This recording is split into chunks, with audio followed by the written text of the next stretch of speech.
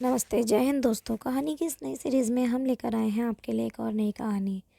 दोस्तों, अगर अभी तक आपने हमारा चैनल सब्सक्राइब नहीं किया है तो प्लीज़ सब्सक्राइब कर लीजिए।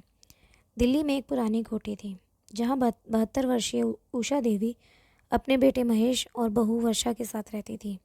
उनके पति का देहांत 10 साल पहले हो चुका था और इकलौते बेटे के सहारे उन्होंने अपनी ज़िंदगी काटने की ठानी थी। महेश एक एमएनसी कंपनी में काम करता और उसकी शादी वर्षा से 2 साल पहले ही हुई थी। शादी के पहले कुछ महीने तो सब ठीक चला, लेकिन धीरे धीरे घर का माहौल बदलने लगा। वर्षा ने अपनी असली रंगत दिखाना शुरू कर दी। शादी के बाद उषा देवी ने वर्षा को बेटी की तरह अपनाया था। वह उसे ससुराल की जिम्मेदारियों के साथ घर का प्यार देना चाहती थी। पहले कुछ हफ्ते तक वर्षा ने भी प्यार दिखाया, हाथ जोड़कर प्रणाम करना, सभी कामों में मदद करना और उषा देवी से हंसकर बातें करना। लेकिन धीरे धीरे वह बदली। छोटी छोटी बातों पर चिढ़ना, रसोई का काम टालना और फिर सीधे ताने मारना। माँ जी, ये कोई ज़माना है चूल्हे पे रोटी बनाने का? हेल्थ का कोई ख्याल नहीं आपको? आपका तरीका बहुत पुराना है। मेरे घर में ऐसे नहीं चलता। उषा देवी चुप रहती। उन्हें लगता नई पीढ़ी है, धीरे धीरे समझ जाएगी। महेश एक शांत स्वभाव का इंसान था। वह ऑफिस के काम में इतना व्यस्त रहता था कि घर की बातों में कभी गहराई से नहीं उतरता। जब कभी माँ को कुछ कहने की कोशिश करती, वह टाल देता। माँ, आप भी छोटी छोटी बातों को दिल पर ले लेती हो। वर्षा थोड़ी नए विचार वाली है, लेकिन दिल की बुरी नहीं है।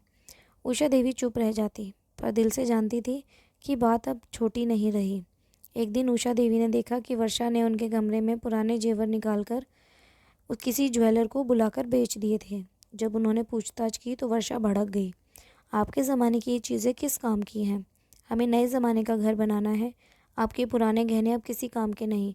उषा देवी के लिए केवल गहनों की बात नहीं थी, ये उनके आत्मसम्मान की बात थी। पर उन्होंने कुछ नहीं कहा, बस अब वही पुरानी चुप्पी ओढ़ ली। पड़ोस की आंटी ने एक दिन धीरे से पूछा, बहू ठीक है ना? अब तो आपको पूजा में भी नहीं देखा। सब ठीक है? उषा देवी मुस्कुरा दी। बस थोड़ा स्वास्थ्य ठीक नहीं रहता।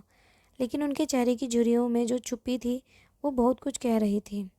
फिर वो दिन भी आया जब वर्षा ने साफ साफ कह दिया, इस घर में मैं रहूंगी या आप। मुझे आपकी पुरानी सोच के साथ नहीं रहना।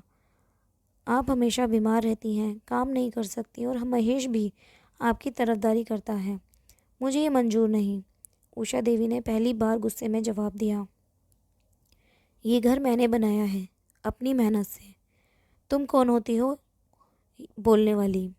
उषा बोलती है, अगर किसी को जाना है तो वो तुम हो, मैं नहीं। लेकिन महेश, जो उस वक्त कमरे में था, कुछ नहीं बोला। उसने बस अपना सिर झुका लिया। कुछ ही हफ्ते में वर्षा ने चालाकी से महेश को मना लिया कि माँ को वृद्धाश्रम भेज देना ही सही होगा। उनकी देखभाल वहाँ अच्छी होगी। हमारे करियर, हमारा बच्चा, सबका भविष्य सुधरेगा। महेश ने सहमति दे दी। उषा देवी को एक दिन सुबह सुबह बताया गया, माँ आपका सामान पैक कर दिया गया है, वहाँ चलिए, कुछ दिन के लिए ही है। वृद्धाश्रम की ओर बढ़ते कदमों में के हर पड़ाव पर यादों का बवंडर था।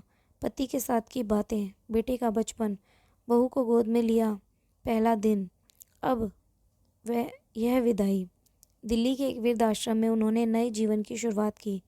वहाँ कई और महिलाएं थीं जिनकी कहानियाँ उनसे मिलती जुलती थीं। उन्होंने धीरे धीरे खुद को किताबों में, पूजा और बच्चों में पढ़ाने में लगा लिया। एक दिन वहाँ एक पत्रकार आई जो बुज़ुर्गों की कहानियाँ लिख रही थी। उषा देवी ने अपनी पूरी कहानी उसे बताई।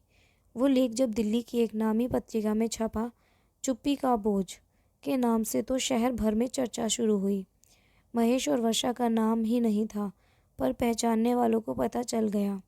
महेश को शर्म महसूस हुई। वह माँ से मिलने आया। माँ, माफ़ कर दो, घर चलो। उषा देवी ने मुस्कुराकर कहा, माफ़ किया बेटा, पर अब यह घर नहीं, आश्रम ही मेरा घर है।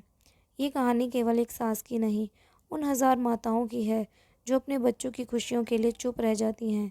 लेकिन चुप्पी कभी कभी अन्याय की ओर हिम्मत देती है। इस कहानी में उषा देवी की चुप्पी अंत में एक आवाज़ बनकर उभरी, जो औरों को भी सिखा गई कि आत्मसम्मान से बढ़कर कोई रिश्ता नहीं। तो दोस्तों, ये कहानी आपको कैसी लगी हमें कमेंट करके ज़रूर बताएं और हमारे इस चैनल को सब्सक्राइब ज़रूर करें। और इस कहानी को अपने दोस्तों के साथ शेयर ज़रूर करें। धन्यवाद।